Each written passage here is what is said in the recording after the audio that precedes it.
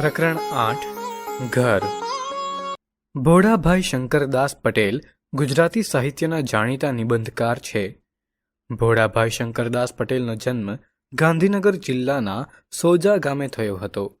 તેમના લખાણોમાં સંવેદનશીલતા, પરંપરા પ્રત્યેનો સન્માન ભાવ અને આધુનિકતા વચ્ચેનો સંઘર્ષ સ્પષ્ટ રીતે દેખાય છે.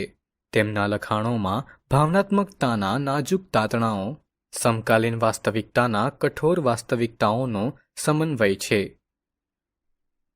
ઘર નામનો નિબંધ એ ગામડાની માટીથી જોડાયેલા લાગણીસભર સંબંધોને દર્શાવતો એક સુંદર સંવેદનાત્મક લેખ છે, જે પરંપરા અને આધુનિક સગવડતાઓ વચ્ચેના સંઘર્ષને જીવનમાં લાવે છે. ગામડામાંથી શહેરમાં સ્થિર થયા પછી લગભગ બંધ રહેતું અમારું એ ગામડા ગામનું જૂનું ઘર કાઢી નાખવાનો વિચાર આવ્યો.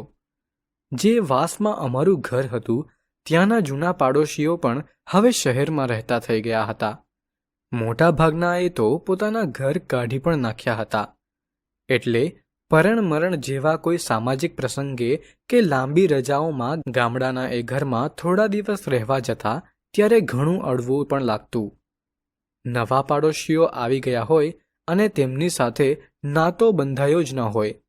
અમને પણ તેઓ જાણે આગંતુક જ ગણે. એટલે હવે એ ઘર રાખી મૂકવાનું કોઈ આકર્ષણ રહ્યું નહોતું. વળી બંધ રહેવાને કારણે જૂનું ઘર વધારે જીર્ણ બનતું જતું હતું. ચોમાસું ભારે હોય તો પતરાના છાપરામાંથી પણ પાણી અંદર ઉતરે. પરિણામે એક કરામાં થોડી તિરાડ જેવું પડી ગયેલું છે. ખુલ્લી અરક્ષિત ઓસરી અને આંગણામાં કચરાના થર જામ્યા કરે. એટલે ઘરડીબાની સંમતિ લઈ ઘર કાઢી નાખવાનો વિચાર પાકો કર્યો. યોગ્ય ઘરાક મળે તો વેચવા માટે ગામમાં રહેતા અમારા એક વ્યવહાર કુશળ મિત્રને ભલામણ કરી શહેર ચાલ્યા આવ્યા. પછી એક દિવસ ઓફર આવી પણ ખરી. ઓફર વાજબી હતી. ઓફર કરનાર માણસ પણ સારો અને ભરોસાપાત્ર હતો. એટલે હવે વિલંબ કે આનાકાનીનો પ્રશ્ન નહોતો. પણ એ જ ક્ષણેથી મનમાં વ્યથા જાગી. રહી રહીને વ્યગ્ર કરતો વિચાર આવવા લાગ્યો કે શા માટે બાપદાદાનું ઘર કાઢી નાખવું. 3-4 પેઢીથી ચાલ્યા આવતા માટીના ખોરડાને સ્થાને ત્યાં આ ઘર, ઈંટોનું પાકું ઘર મારા બાપાએ બંધાવેલું. કહો કે ઘણી ખરી મજૂરી ઘરના સૌએ જાતે કરીને બાંધેલું.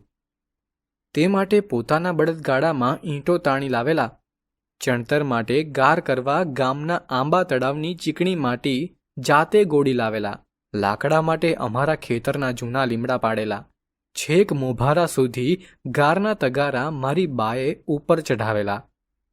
પછી શહેરમાં અમે છોકરાઓએ જ્યારે નવા ઘર બંધાવવા માંડ્યા ત્યારે પોતાના દીકરાઓના એ મકાનો નોકરિયાત સુપરવાઇઝરોની દેખરેખ નીચે મજૂરો દ્વારા બંધાતા જોઈ મનમાં થોડું રાજી થતા બા બાપા ઘણીવાર ગામડા ગામનું અસલ વારીનું એ ઘર કેવું નવેસરથી જાત મહેનતથી પોતે બાંધેલું તેની ભાવુકતાથી વાત કરતા. એ ઘરમાં જ અમ સૌ ભાઈ ભાંડુઓનો જન્મ થયેલો. એટલું જ નહીં, એ જ ઓરડામાં અમારા દાંપત્ય જીવનનો આરંભ થયેલો અને એ જ ઓરડામાં મારા સંતાનોનો જન્મ પણ થયો. અનેક સારા માઠા પ્રસંગો જીવનમાં આવ્યા.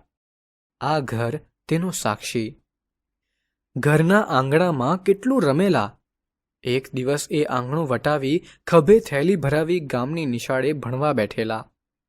એક દિવસ એ જ આંગણું વટાવી દૂર પરગામ સુધી ભણવા ગયા. એક દિવસ એ જ આંગણું વટાવી શહેરમાં જઈ વસ્યા. એ ઘરના આંગણામાં અમારી બહેનોના અને ભાઈઓના લગ્ન મંડપો બંધાયેલા. ત્યાં જ્ઞાતિજનો સાથે ઝઘડાઓ અને સ્નેહ મિલનો થયેલા. ત્યાં પાડોશીઓ સાથે ઊંચા અવાજે બોલાચાલી અને શિયાળામાં તાપણાની આસપાસ મધુર વિશ્રંભ કથાઓ થયેલી. એ જ આંગણામાં અમારા પરિવારના અબોલ સભ્યો બંધાતા. ભેંસ બળદ રેલ્લા. એ ઘરની ઓસરીમાં મારા દાદી અને પછી દાદાનો ચોકો થયેલો અને થોડા વર્ષો પર મારા બાપાનો. અમારા એ ઘરની બંને બાજુએ બીજા ઘર છે. એક ઘર છે મારા ખરેખરના આ જન્મ સાથીનો. તે પણ બંધ છે. મારો મિત્ર રોટલો રડવા દેશના અનેક સ્થળોએ ફરી ગૃહભંગ થઈ હવે અમદાવાદમાં રહે છે. તે પછીના મકાનમાં કાશીફોઈ રહેતા. તેમને ઉઠી ગયે તો વર્ષો થયા. જ્યાં વર્ષો સુધી રેતની કલાકની શીશી લઈને રોજ સામાયિક કરતા તે ઓસરીમાં હવે ફાંદવાળા એક બારોટ સૂતા જોવા મળે. સામેના ઘરનો માલિક પ્રૌઢ વયે પણ કુંવારો જ ઉઠી ગયો. તે પછી જેણે મકાન લીધું તેણે આંગણાના ઝઘડાઓથી પાડોશી હક સ્થાપેલો. એ ઘર પણ એક દિવસ પડી ગયું અને નવી દિશાને બારણે નવું થયું છે. આમ બધું બદલાઈ ગયું છે. છતાં થવા માંડ્યું કે શા માટે અમારે અમારું એ ઘર વેચી નાખવું. જૂનું તો એ બાપ દાદાનું ઘર એ ઘર છે. માત્ર 4 દિવાલો ને છાપરાનું મકાન નથી. મકાન પૈસાથી ખરીદી શકાય, બાંધી શકાય, પૈસા લઈ વેચી શકાય, પણ ઘર એ તો ભાવના છે. ઘર ના હોય તો એ ઘરની ભાવના પણ ભલી. એ માત્ર પૈસાથી ખરીદી કે બાંધી શકાય નહીં. એટલે થવા માંડ્યું કે ભલે ઘર જૂનું થાય, જીર્ણ થાય, ભલે પડી જાય, પણ ઘર છો રહેતું. બીજી બાજુ પાછું મન તર્ક કરે કે આ બધા લાગણી વેળા છે. જો ગામમાં જવાનું જ ના હોય તો ત્યાં ઘર રાખવાનો શો અર્થ છે? સારા પૈસા ઉપજે છે. એટલા પૈસા ફિક્સ ડિપોઝિટમાં મૂકો ને તોય છેવટે ઘર કાઢી નાખવાનો વિચાર રહ્યો. પણ અમે બધા ભાઈઓએ છેલ્લે સપરિવાર બાપ દાદાના એ ઘરમાં સાથે રહેવાનો વિચાર કર્યો. કાયમ માટે કાઢી નાખવાનું છે તો એ ઘરમાં બધા સાથે રહી લઈએ. વળી પાછું ઘણા વખતનું બંધ ઘર ખુલ્યું. જોત જોતામાં તો નાના મોટા પરિવારજનોથી એ સૂનું ઘર ગાજતું ગૂંજતું થઈ ગયું. મારા એક નગરવાસી મિત્રને પણ આ વેળા તો ગામનું ઘર જોવા સાથે લઈ ગયો. પુરાણા દિવસો પાછા આવ્યા હતા. બાપાના મૃત્યુ પછી મારી બા લગભગ ઉદાસીન રહેતી. ઘરના પ્રસંગોમાં રસ લેતી નહીં.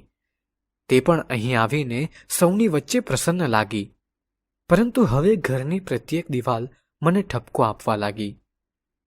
ઓસરીમાં જ્યાં હું હંમેશા બેસતો, જ્યાં બેસીને પહેલો એકડો ઘૂંટેલો અને જ્યાં બેસીને પછી દરેક રજાઓમાં ઉચ્ચ અભ્યાસના ગ્રંથો ઉથલાવતો ત્યાં બેઠો, ત્યાં ભીંતે ટેકો દેતા જ તે મને અંદરથી હચમચાવી રહી.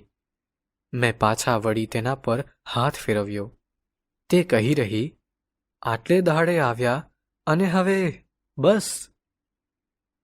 હું વ્યગ્ર બની ગયો. આંગણામાં ખાટલો ઢાળીને બેઠો. હવે ત્યાં ગમાણ ખાલી હતી. ખીલા હતા પણ ઢોર ઢાંકર નહોતા. પરંતુ એ બધા જ જાણે એ તરફ જ નજર જતા એક સાથે ભાંભરી ઉઠ્યા. હું એકદમ ઊભો થઈ ગયો. શૂન્ય આંખે ભરાયેલું આંગણું જોતો રહ્યો. ઘરના આ નેવા કેટલા બધા ચોમાસા એનું સંગીત સાંભળ્યું છે. અહીં તોરણ નીચે મારી બહેનો પરણવા બેઠી હતી અને અહીં દાદી, દાદા અને બાપુની નનામીઓ બંધાઈ હતી. ગળે ડૂમો ભરાવા જેવું થયું. ઘરના ઓરડામાં ગયો. બંધ જીરણ ઓરડો વધારે મુખર લાગ્યો. પછીતની એક નાની જાળીમાંથી થોડું અજવાળું આવતું હતું. આ ઓરડો એક વેળા કોઠીઓ કોઠલાઓથી ભરેલો રહેતો. એ બધું ચારનુંએ કાઢી નાખ્યું છે. પણ ત્યાં હજી ખૂણામાં વલોણાની મોટી ગોળી અને ખીટીએ મોટો રવૈયો લટકે છે. અહીં હું જન્મેલો, મારા સંતાનો પણ. હવે વચલા ખંડમાં જ્યાં અમે સૌ જમતા ત્યાં થઈ ફરી વાર ઓસરીમાં આવું છું. બા એકલી બેઠી છે. અત્યારે સૌ આઘા પાછા છે. જોઉં છું તો ઘરડીબા રડતી હતી. બાને ઓછું ભળાય છે, ઓછું સંભળાય છે. હવે જાજુ કાઢે એમ પણ નથી. મેં પાસે જઈ પૂછ્યું, આ શું? તું રડે છે બા? અને એનાથી મોટેથી રડાઈ ગયું.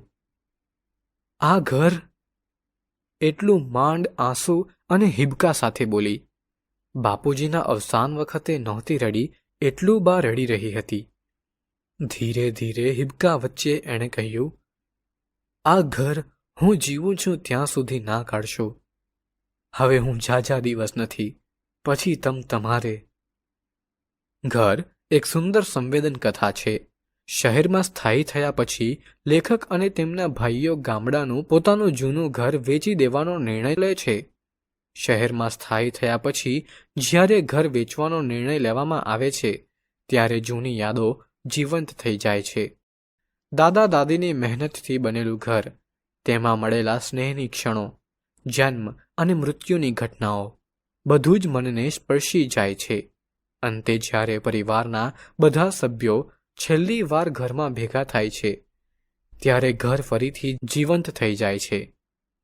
લેખકની માતા બા ઘર પ્રત્યે ખૂબ જ ભાવુક થઈ જાય છે અને અંતે કહે છે, જ્યાં સુધી હું જીવીશ ઘર ના કાઢશો.